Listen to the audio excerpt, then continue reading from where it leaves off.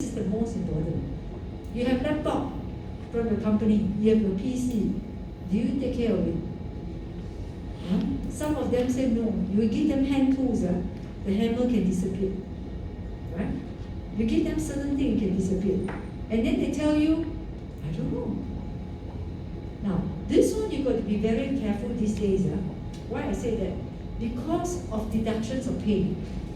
So if you are in operations, that's why HR always has a problem.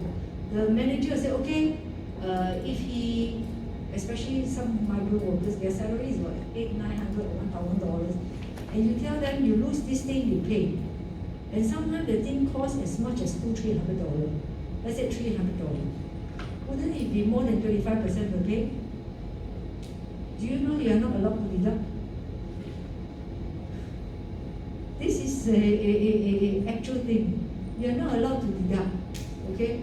So be very careful that when they so-called take care of company employers' property, I would think and I suggest that even after you make them sign for it,